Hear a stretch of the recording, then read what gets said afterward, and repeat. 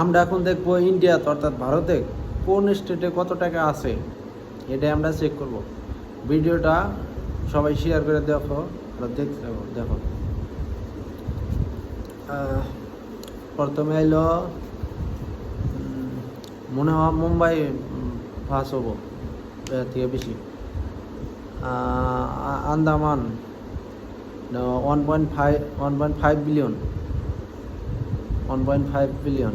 তারপরে কোনটা হতে পারে? মিজোরাম 3.6 বিলিয়ন। মিজোরাম কম। তারপরে মনে হয় কলকাতা হতে পারে। কলকাতা অরুণাচল প্রদেশ 4.1 বিলিয়ন। অরুণাচল প্রদেশ 3 নম্বরে, অরুণাচল প্রদেশ 4.1 বিলিয়ন। তারপরে কোনটা হবো? তারপরে নাগাল্যান্ড হয়েছে 4.4 বিলিয়ন। নাগাল্যান্ডের পরে কলকাতা মনে হয়, নাগাল্যান্ডের পরেই কলকাতা হবো। নাগাল্যান্ডের পরে মণিপুর 4.7 বিলিয়ন।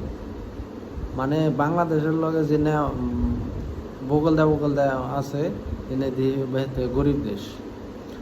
সিকিম 5 বিলিয়ন।